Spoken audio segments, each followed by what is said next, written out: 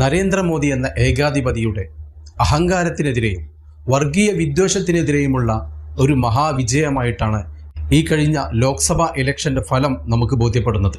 രാമനും ശിവനുമൊക്കെ അപരമത വിദ്വേഷമല്ല പഠിപ്പിച്ചത്, മറിച്ച് ഇതര മതക്കാരെ സ്നേഹിക്കാനാണ് എന്നും വെറുപ്പും വിദ്വേഷവും രാമഭഗവാൻ കാണിച്ചു തന്ന മാർഗമല്ല എന്നും ഈ രാജ്യത്തെ ഭൂരിഭാഗം ഹിന്ദുക്കളും നരേന്ദ്രമോദിയെയും സംഘ് പരിവാറിനെയും പഠിപ്പിച്ച ഒരു ഇലക്ഷൻ കൂടിയാണ് ഈ കഴിഞ്ഞുപോയത്. ഒരുപാട് സുന്ദരമായ മുഹൂർത്തങ്ങൾ, ജനാധിപത്യ മൂല്യങ്ങൾ ഉയർത്തിപ്പിടിച്ച ഒരു തെരഞ്ഞെടുപ്പ് തന്നെയായിരുന്നു 2024 ലോക്സഭാ ഇലക്ഷൻ. ഏകാധിപതിയെ തകർത്തെറിഞ്ഞ, വർഗീയ വിഭജനമാണ് ഇന്ത്യൻ രാഷ്ട്രീയം എന്ന് ചിന്തിക്കുന്നവരെ തൂത്തെറിഞ്ഞ ഈ റിസൾട്ട് ലോകത്തെ ഏറ്റവും വലിയ ജനാധിപത്യ രാജ്യമായ ഇന്ത്യയാണ് എന്ന് ഈ രാജ്യം വീണ്ടും തെളിയിച്ചിരിക്കുന്നു. അത്തരത്തിൽ ജനാധിപത്യ മൂല്യങ്ങളെ സംരക്ഷിക്കുന്ന, മതേതരത്തെ സംരക്ഷിക്കുന്ന നേർചിത്രങ്ങളിലൂടെ നമുക്കൊന്ന് കണ്ണോടിച്ചു നോക്കാം. സംഘ് പരിവാർ BJPയുടെ എക്കാലത്തെയും വലിയ നേട്ടമായി അവർ ഉയർത്തി കാണിക്കുന്നത് അയോധ്യയിലെ ബാബരി മസ്ജിദ് പൊളിച്ചു നിർമ്മിച്ച രാമക്ഷേത്രമായിരിക്കും. അതിൻ്റെ പണി പൂർത്തിയാക്കുന്നതിന് മുമ്പ് തന്നെ ഇലക്ഷന്റെ അജണ്ടയുടെ ഭാഗമായി വളരെ തിരക്കിട്ട് ധൃതി പിടിച്ച് നടത്തിയ പ്രാണപ്രതിഷ്ഠ നമ്മൾ കണ്ടു. അതും ഒരു രാജ്യത്തിന്റെ പ്രധാനമന്ത്രി തന്നെ ഒരു ക്ഷേത്ര പ്രതിഷ്ഠക്ക് മുഖ്യ കാർമ്മികത്വം വഹിച്ചുകൊണ്ടുള്ള ഒരു പ്രതിഷ്ഠയാണ് രാമക്ഷേത്ര പ്രതിഷ്ഠ. ഇന്ത്യയൊട്ടാകെ വലിയ രീതിയിൽ കൊട്ടിഘോഷിച്ചുകൊണ്ട് കോടികൾ ചെലവഴിച്ചുകൊണ്ടുള്ള പ്രചരണമായിരുന്നു രാമക്ഷേത്രത്തിന്റെ പ്രതിഷ്ഠാ ചടങ്ങ്. വലിയ രീതിയിൽ വോട്ടർമാരെ സ്വാധീനിക്കുമെന്ന് BJP മാത്രമല്ല, പ്രതിപക്ഷ പാർട്ടികളടക്കം ചിന്തിച്ചിരുന്നു രാമക്ഷേത്രം. അതുകൊണ്ട് തന്നെ കോൺഗ്രസ് നേതാക്കളടക്കമുള്ള പ്രതിപക്ഷ പാർട്ടി നേതാക്കളൊക്കെയും രാമക്ഷേത്രത്തെ പുകഴ്ത്തിയിരുന്നു, അവിടെ സന്ദർശിച്ചിരുന്നു, രാമക്ഷേത്രത്തിന് അനുകൂലമായി പ്രസ്താവനകൾ ഇറക്കിയിരുന്നു. അതിൻ്റെ പങ്ക് പറ്റാനും പുകഴ്ത്താനും പ്രതിപക്ഷ പാർട്ടി നേതാക്കളൊക്കെയും മുന്നോട്ട് വന്നിരുന്നു. എന്നിട്ട് അവസാനം എന്താണ് സംഭവിച്ചത്? ആ രാമക്ഷേത്രം സ്ഥിതി ചെയ്യുന്ന അയോധ്യ അടക്കമുള്ള ഫൈസാബാദ് മണ്ഡലം BJP 8 നിലയിൽ പൊട്ടി. ഈ രാമക്ഷേത്രത്തെ തെരഞ്ഞെടുപ്പ് പ്രചാരണത്തിന്റെ മുഖ്യ അജണ്ടയായി BJP മുന്നോട്ട് കൊണ്ടുവന്നിട്ടുമില്ല. ഇതേ BJP അവിടെ വിജയിച്ചിട്ടുമില്ല. വലിയ പരാജയം തന്നെയായിരുന്നു അയോധ്യയിൽ, അതല്ലെങ്കിൽ ഫൈസാബാദ് മണ്ഡലത്തിൽ BJPക്കുണ്ടായത്. സമാജ്വാദി പാർട്ടി സ്ഥാനാർത്ഥി അവിടെ 500,000 വോട്ടുകളുടെ ഭൂരിപക്ഷത്തിനാണ് വിജയിച്ചു കയറിയത്. അയോധ്യ അല്ലെങ്കിൽ ഫൈസാബാദ് മാത്രമല്ല, വർഗീയ വിദ്വേഷത്തിന്റെ തലസ്ഥാനമായി കരുതുന്ന ഉത്തർപ്രദേശ് ആകമാനം BJPക്ക് നേരിട്ടത് വലിയ തിരിച്ചടി തന്നെയാണ്. 2019 ലോക്സഭാ ഇലക്ഷനിൽ 62 സീറ്റ് ഉണ്ടായിരുന്ന BJPക്ക് കേവലം 33 സീറ്റ് മാത്രമേ ഉത്തർപ്രദേശിൽ നേടാൻ സാധിച്ചിട്ടുള്ളൂ. വർഗീയത ഒരിക്കലും വെച്ച് പൊറുപ്പിക്കില്ല എന്നതിൻ്റെ ഉത്തമ ഉദാഹരണമാണ് ഉത്തർപ്രദേശിലെ ഇന്ത്യ മുന്നണിയുടെ വിജയം. മറ്റൊന്ന് മണിപ്പൂരിലെ കോൺഗ്രസിന്റെ വിജയമാണ്. രാഷ്ട്രീയ നേട്ടമുണ്ടാക്കാൻ വർഗീയ ചേരിതിരിവ് നടത്തി കലാപത്തിന് തിരികൊളുത്തിയപ്പോൾ BJP പ്രതീക്ഷിച്ചത് വർഗീയ വിഭജനം നടത്തിയാൽ തങ്ങൾക്ക് എന്നും വലിയ നേട്ടമായിരിക്കുമെന്നാണ്. അങ്ങനെ കലാപത്തിന് തിരികൊളുത്തുകയും ഈ ഇന്ത്യ രാജ്യം കണ്ട ഏറ്റവും വലിയ കലാപങ്ങൾക്ക് മണിപ്പൂർ സാക്ഷിയാവുകയും ചെയ്തപ്പോൾ ആ കലാപം ഒതുക്കാൻ ശ്രമിക്കാതെ, ആ കലാപത്തിനിരയായ ക്രൂരമായ അക്രമത്തിനിരയായ ആളുകൾക്ക് വേണ്ട സംരക്ഷണം കൊടുക്കാതെ, അക്രമകാരികൾക്ക് വേണ്ടി എല്ലാ ഒത്താശയും ചെയ്തു കൊടുക്കുന്ന ഡബിൾ എഞ്ചിൻ സർക്കാരായിരുന്നു മണിപ്പൂർ ഭരിച്ചിരുന്നത്. ആ ഡബിൾ എഞ്ചിൻ സർക്കാരിനും ആ മണിപ്പൂർ ഒന്ന് സന്ദർശിക്കാനും ആ മണിപ്പൂരിലെ കലാപത്തെക്കുറിച്ച് ഒന്ന് ഉരിയാടാനും സാധിക്കാതെ മാസങ്ങളോളം ഇന്ത്യ രാജ്യം ഭരിച്ച നരേന്ദ്രമോദിക്കും മണിപ്പൂർ ജനത ശക്തമായ പ്രഹരം തന്നെയാണ് ഈ ഇലക്ഷനിലൂടെ കൊടുത്തത്. മറ്റൊന്ന്, ഈ ഇലക്ഷന്റെ പ്രചാരണ സമയത്ത് 2 ഘട്ടം കഴിഞ്ഞപ്പോൾ തോൽവി ഭയന്നുകൊണ്ട് നരേന്ദ്രമോദി പ്രചരണത്തിന്റെ ഗിയർ ഒന്ന് മാറ്റി. അത് രാജസ്ഥാനിലെ ബാൻസ്വാരയിലായിരുന്നു ആരംഭിച്ചത്. പിന്നീട് ഇലക്ഷൻ പ്രചരണങ്ങളിലും റാലികളിലും പങ്കെടുത്ത നരേന്ദ്രമോദി നിരന്തരമായി വർഗീയ വിദ്വേഷങ്ങൾ തന്നെയായിരുന്നു മുഖ്യമായ ഇലക്ഷൻ പ്രചരണം.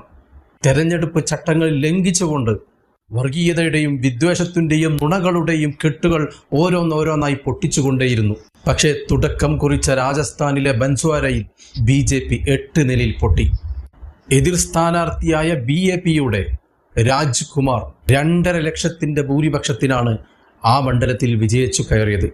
അസദുദ്ദീൻ ഒവൈസിയുടെ മണ്ഡലത്തിൽ, ഹൈദരാബാദ് മണ്ഡലത്തിൽ മത്സരിച്ച മാധവി ലതക്കേറ്റ ഏറ്റവും വലിയ പരാജയം തന്നെയായിരുന്നു ഈ ഇലക്ഷന്റെ ഏറ്റവും വലിയ സൗന്ദര്യം.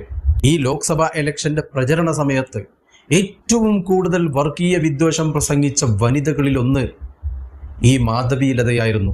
നമ്മളെല്ലാവരും കണ്ടിട്ടുണ്ടാവും.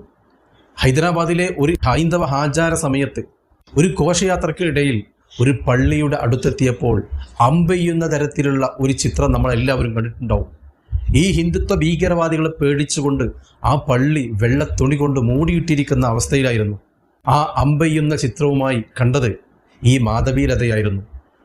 അതിനുശേഷം ഇലക്ഷൻ ദിനത്തിൽ പോളിംഗ് ബൂത്തിലേക്ക് കയറി ചെന്നുകൊണ്ട് പർദ്ദയിട്ട 2 മുസ്ലിം സ്ത്രീകളുടെ ഹിജാബ് പൊക്കി നോക്കി അവരുടെ ഐഡന്റിറ്റി കാർഡ് പരിശോധിക്കുന്ന ഒരു ചിത്രം നമ്മൾ കണ്ടു. ഉദ്യോഗസ്ഥരുടെ എല്ലാ പരിശോധനകളും കഴിഞ്ഞ ശേഷം വോട്ട് ചെയ്യാൻ കാത്തിരിക്കുന്നവരായിരുന്നു ആ മുസ്ലിം സ്ത്രീകൾ. ഈ വിദ്വേഷ പ്രവർത്തനത്തിനെതിരെ അസദുദ്ദീൻ ഉവൈസി ഈ മാധവി ലതയ്ക്കെതിരെ പരാതി കൊടുത്തിട്ടുമുണ്ടായിരുന്നു. ഈ മാധവി ലതയ്ക്കെതിരെ അസദുദ്ദീൻ ഉവൈസി 3.5 ലക്ഷത്തോളം വോട്ടിൻ്റെ ഭൂരിപക്ഷത്തിനാണ് വിജയിച്ചത്. ഇത് ഏറ്റവും വലിയ ഒരു സുന്ദരമായ നിമിഷമായിരുന്നു. അസദുദ്ദീൻ ഉവൈസിയുടെ ആശയത്തോട് ഒരുപക്ഷെ നമുക്ക് യോജിക്കാൻ കഴിയില്ല. പക്ഷേ ഈ മാധവി വൻ പരാജയം ഏറ്റുവാങ്ങിയത് നമുക്കൊക്കെ സന്തോഷം നൽകുന്ന കാര്യമാണ്. വർഗീയ വിദ്വേഷ പ്രചാരകരെ കെട്ടുകെട്ടിച്ച ഒരു ഇലക്ഷൻ തന്നെയായിരുന്നു ഈ 2024 ലോക്സഭ ഇലക്ഷൻ.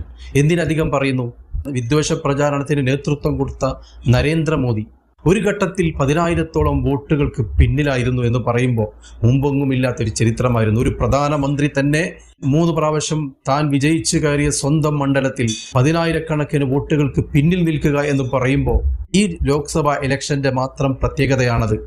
4.5 ലക്ഷത്തിലധികം ഭൂരിപക്ഷം കഴിഞ്ഞ പ്രാവശ്യം ഉണ്ടായിരുന്ന മോദിക്ക് 1.5 ലക്ഷം ഭൂരിപക്ഷം മാത്രമാണ് ഈ പ്രാവശ്യം ലഭിച്ചത്. ഇത്രയും ചുരുങ്ങിയ രീതിയിലുള്ള ഭൂരിപക്ഷം തോറ്റതിന് തുല്യമാണ്. സ്വന്തം മണ്ഡലത്തിൽ പോലും ഇത്ര അധികം ജനങ്ങളുടെ പിന്തുണ നഷ്ടപ്പെട്ട മോദിക്ക് പ്രധാനമന്ത്രിയായി തുടരാൻ ഇനി അർഹതയുണ്ടോ? എന്ത് അർഹതയാണുള്ളത്? ഈ ഇലക്ഷൻ റിസൾട്ടിന് ശേഷം ഒരു വേദിയിലേക്ക് കടന്നു വന്ന് പ്രധാനമന്ത്രി പ്രസംഗിച്ചു. ആ പ്രസംഗത്തിൽ മോദിയുടെ അഹങ്കാരത്തിന്റെ ധ്വനിയുള്ള വ്യാജ ഗ്യാരണ്ടികളുടെ വാക്കുകൾ നമ്മൾ കേട്ടില്ല. ഇലക്ഷൻ പ്രചാരണ സമയത്ത് സകല വേദികളിലും പ്രസംഗിച്ച വർഗീയ വിദ്വേഷത്തിന്റെ വാക്കുകൾ നമ്മൾ കേട്ടില്ല. വർഗീയ വിദ്വേഷത്തിനും അഹങ്കാരത്തിനും ജനങ്ങൾ വോട്ടിങ്ങിലൂടെ മറുപടി നൽകിയിട്ടുണ്ട് എന്ന് തിരിച്ചറിഞ്ഞിരിക്കുന്നു പ്രധാനമന്ത്രി നരേന്ദ്രമോദി. ദൈവത്തിന്റെ അവതാരമാണ് താനെന്ന് സ്വയം പ്രഖ്യാപിച്ചു കഴിഞ്ഞ ഉടനെ തന്നെ വീണുടഞ്ഞു പോയ ദൈവമായി മാറി നരേന്ദ്രമോദി. മറ്റു ചില മനോഹരമായ ദൃശ്യങ്ങളും ഇലക്ഷനുമായി ബന്ധപ്പെട്ട് നമ്മൾ കണ്ടു. ഭരണഘടന അപകടത്തിലാണ് എന്ന് മനസ്സിലാക്കി ഇനിയും സ്വന്തം പാർട്ടി താല്പര്യങ്ങൾ കൊണ്ട് മാത്രം മുന്നോട്ടു പോയാൽ ഇനിയൊരു തെരഞ്ഞെടുപ്പുണ്ടാവില്ല ഈ രാജ്യത്ത് എന്ന് തിരിച്ചറിഞ്ഞ് വ്യത്യസ്തങ്ങളായ ആശയങ്ങളും നയനിലപാടുകളുമായി മുന്നോട്ടു പോകുന്ന 28ഓളം പാർട്ടികളെ ഒരുമിച്ച് കൊണ്ട് പല വിട്ടുവീഴ്ചകൾക്കും തയ്യാറായി ഒരുമിച്ച് നിന്നപ്പോൾ ചരിത്രത്തിൽ ആദ്യമായി കോൺഗ്രസ് പാർട്ടിയുടെ സമുന്നതനായ ദേശീയ നേതാവ് തൻ്റെ സ്വന്തം ചിഹ്നം വിട്ട് മറ്റൊരു ചിഹ്നമായ ആം ആദ്മി പാർട്ടിക്ക് വോട്ട് രേഖപ്പെടുത്തിയപ്പോൾ, അതുപോലെ തന്നെ ഈ ആം ആദ്മിയുടെ സമുന്നതനായ നേതാവ് അരവിന്ദ് കെജ്രിവാൾ തൻ്റെ പാർട്ടി ചിഹ്നം വിട്ട് കോൺഗ്രസ് പാർട്ടിക്ക് വേണ്ടി വോട്ട് രേഖപ്പെടുത്തിയപ്പോൾ, ഈ രാജ്യത്തിൻ്റെ നിലനിൽപ്പിന് വേണ്ടി എന്ത് വലിയ ത്യാഗം സഹിക്കാനും തയ്യാറായി കുറെ നേതാക്കൾ മുന്നോട്ട് വന്നപ്പോൾ, ഇതെല്ലാം ഈ തെരഞ്ഞെടുപ്പിൻ്റെ മനോഹരമായ ദൃശ്യങ്ങൾ തന്നെയാണ്. പരാജയ ഭീതി കൊണ്ട് പ്രതിപക്ഷത്തിരിക്കുന്ന മുഴുവൻ നേതാക്കളെയും അന്വേഷണ ഏജൻസികളെ കൊണ്ട് വേട്ടയാടി അവരെ ജയിലിലടക്കുക എന്ന ഒരു അജണ്ടയുമായി ഭരണകൂടം മുന്നോട്ട് വന്നപ്പോൾ, ഈ ഇലക്ഷൻ പ്രചരണ സമയത്ത് തങ്ങൾക്ക് നിരന്തരം തലവേദന ഉണ്ടാക്കാൻ സാധ്യതയുള്ള അരവിന്ദ് കെജ്രിവാളിനെ അന്യായമായി അറസ്റ്റ് ചെയ്തപ്പോൾ, അത്തരമൊരു നേതാവിനെ ഇലക്ഷൻ പ്രചരണത്തിന്റെ അവസരം നിഷേധിക്കാൻ അനുവദിക്കില്ല എന്ന് പറഞ്ഞുകൊണ്ട് സുപ്രീം കോടതി തന്നെ നേരിട്ട് ജാമ്യം കൊടുത്ത അവസ്ഥ ഈ ഇലക്ഷന്റെ ഒരു സവിശേഷത തന്നെയാണ്. ഹിന്ദുത്വ വർഗീയവാദികളുടെ വക്താക്കളായിരുന്ന ശിവസേന ഇന്ത്യ മുന്നണിക്കൊപ്പം ചേർന്നുകൊണ്ട് BJPക്കെതിരെ രംഗത്തിറങ്ങിയപ്പോൾ ചരിത്രത്തിൽ ആദ്യമായി മുസ്ലിങ്ങളിൽ ഒരു വലിയ വിഭാഗം ശിവസേനയ്ക്ക് വോട്ട് രേഖപ്പെടുത്തിയപ്പോൾ, അതും ഈ തെരഞ്ഞെടുപ്പിന്റെ സുന്ദര നിമിഷങ്ങൾ തന്നെയാണ്.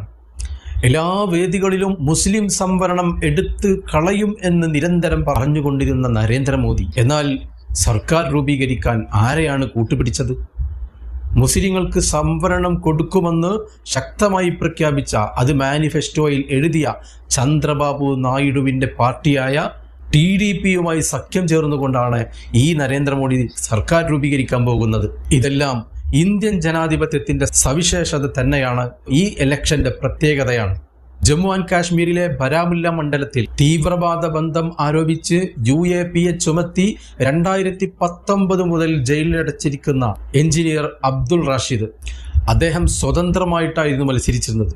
2 പ്രാവശ്യം മുഖ്യമന്ത്രിയായ ഒമർ അബ്ദുല്ലയെ 2 ലക്ഷത്തിലധികം ഭൂരിപക്ഷത്തിലാണ് അദ്ദേഹം തോൽപ്പിച്ചിട്ടുള്ളത്. അദ്ദേഹത്തിന്റെ 2 മക്കളുടെ നേതൃത്വത്തിൽ നിന്ന പ്രചാരണത്തിന്റെ ഭാഗമായിരുന്നു അദ്ദേഹത്തിന്റെ ഈ വലിയ വിജയം.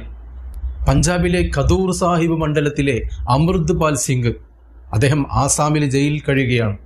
അദ്ദേഹത്തിനെതിരെ നിന്ന ശക്തന്മാരായ 2 സ്ഥാനാർത്ഥികൾക്കെതിരെ മത്സരിച്ചാണ് 2 ലക്ഷത്തോളം ഭൂരിപക്ഷത്തിൽ അദ്ദേഹം വിജയിച്ചു കയറിയത്. ഇതൊക്കെ ഈ ലോക്സഭാ ഇലക്ഷന്റെ സൗന്ദര്യങ്ങളിൽ ഒന്ന് മാത്രമാണ്. ഹിന്ദുത്വ വർഗീയതയെ, സംഘ് പരിവാറിനെ എന്നും മാറ്റി നിർത്തിയിട്ടുള്ള നമ്മുടെ കേരളം, ഈ കേരളത്തിലെ ആഭ്യന്തരവും പോലീസ് ഡിപ്പാർട്ട്മെന്റും സംഘ് പരിവാറിന് തീരെഴുതി കൊടുത്ത പിണറായി വിജയന്റെ മുഖത്തടിയേറ്റ ഒരു തെരഞ്ഞെടുപ്പായിരുന്നു കഴിഞ്ഞുപോയത്. കേരളത്തിലെ ജനങ്ങൾ ഒന്നടങ്കം ശക്തമായ തിരിച്ചടിയാണ് പിണറായി വിജയന് സമ്മാനിച്ചത്. കോൺഗ്രസ് മുക്ത ഭാരതമെന്ന മുദ്രാവാക്യവുമായി ഇന്ത്യയിലെ ഏറ്റവും വലിയ രാഷ്ട്രീയ പാർട്ടിയായ കോൺഗ്രസിനെ തുടച്ചു നീക്കാൻ, ജനാധിപത്യത്തിന്റെ സൗന്ദര്യത്തെ തച്ചു തകർക്കാൻ നോക്കിയ കോൺഗ്രസിനെ ഇല്ലാതാക്കി ഇന്ത്യയുടെ ഭരണം എക്കാലത്തും നിലനിർത്താമെന്ന വ്യാമോഹവുമായി രംഗത്തിറങ്ങിയ BJPക്കും നരേന്ദ്രമോദിക്കും ശക്തമായ തിരിച്ചടിയാണ് കോൺഗ്രസ് ഈ ലോക്സഭാ തെരഞ്ഞെടുപ്പിലൂടെ കാണിച്ചു കൊടുത്തത്. 100ഓളം സീറ്റുകളിലാണ് കോൺഗ്രസ് വിജയം നേടിയത്. ഇന്ത്യയിലെ മുഖ്യധാര മാധ്യമങ്ങൾ മുഴുവൻ നരേന്ദ്രമോദിയുടെ പിഴവുകളും കളവുകളും മറച്ചു വെച്ചുകൊണ്ട് മോദിക്ക് സ്തുതി പാടുമ്പോൾ, മോദിക്ക് വ്യാജ ഇമേജ് നിർമ്മിച്ചെടുക്കുമ്പോൾ, ആ മാധ്യമങ്ങളുടെ ചുമതല ഏറ്റെടുത്തുകൊണ്ട് ഒറ്റയാൾ പോരാട്ടവുമായി രംഗത്തിറങ്ങി ഗോദി മീഡിയ നിർമ്മിച്ചെടുത്ത വ്യാജ ഇമേജ് മുഴുവൻ പൊളിച്ചടക്കിക്കൊണ്ട് ധ്രുവ് റാട്ടി എന്ന യൂട്യൂബറെ ഒരിക്കലും മാറ്റി നിർത്താൻ കഴിയാത്ത ഘടകം തന്നെയാണ്. അത്തരത്തിൽ സുന്ദരമായ ജനാധിപത്യ മൂല്യങ്ങളെ ഉയർത്തിപ്പിടിക്കുന്ന, മതേതരത്വ മൂല്യങ്ങളെ വെളിവാക്കി കൊടുക്കുന്ന ഒരുപാട് അനുഭവങ്ങൾ, ഒരുപാട് സുന്ദര നിമിഷങ്ങൾ ഈ ഇലക്ഷനുമായി ബന്ധപ്പെട്ട് നമ്മൾ കണ്ടു കഴിഞ്ഞു. ഒരിക്കലും ഇന്ത്യയുടെ ജനാധിപത്യത്തെ തകർക്കാൻ, ഇന്ത്യയുടെ മതേതരത്വത്തെ തകർക്കാൻ ഈ ഏകാധിപതിക്ക് കഴിയില്ല എന്ന് ഒരിക്കൽ കൂടി ഇന്ത്യയിലെ ജനങ്ങൾ കാണിച്ചു കൊടുത്ത തെരഞ്ഞെടുപ്പ് തന്നെയായിരുന്നത്. ശക്തമായ ഒരു പ്രതിപക്ഷമാണ് ഇപ്പോൾ നിലവിലുള്ളത്. നരേന്ദ്രമോദിക്ക് ഉറക്കം കിട്ടാത്ത രാത്രികളായിരിക്കും ഇനി രാഹുൽ ഗാന്ധി സമ്മാനിക്കുക എന്ന് മാത്രം പറഞ്ഞുകൊണ്ട് നിർത്തുന്നു.